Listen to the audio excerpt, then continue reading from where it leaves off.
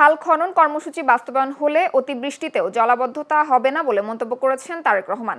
পাশাপাশি সরকার সারা দেশে রেল যোগাযোগ বৃদ্ধির পরিকল্পনা করছে বলেও জানান তিনি।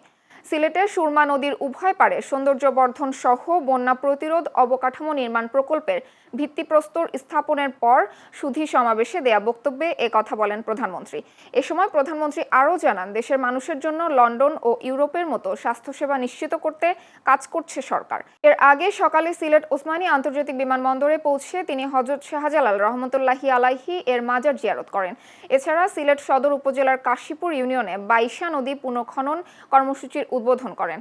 কর্মসূচি অনুযায়ী বিকেলে সিলেট জেলা স্টেডিয়ামে যুব ও ক্রীড়া মন্ত্রণালয়ের উদ্যোগে আয়োজিত নতুন করি স্পোর্টস উদ্বোধন করবেন প্রধানমন্ত্রী।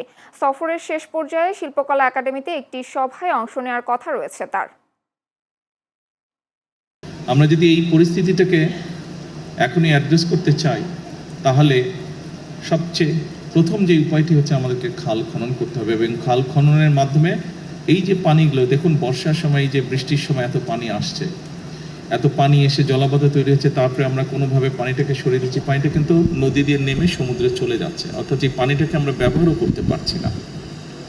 কাজে এই পানিটাকে যাতে আমরা ব্যবহার করতে পারি, জলাবদ্ধতাও যাতে না হয়, মানুষেরও কষ্ট না হয়, সেটি কৃষির সুবিধার জন্যই হোক, পানিটিকে মানুষের ব্যবহারের সুবিধার জন্যই হোক, আমরা খালগুলো খনন করতে চাচ্ছি দেশে, যাতে আমরা অতিরিক্ত যে পানি থাকবে সেই পানিটাকে যাতে আমরা ধরে রাখতে পারি এবং প্রয়োজনের সময় আমরা সেটিকে মানুষের প্রয়োজনে আমরা ব্যবহার করতে পারি।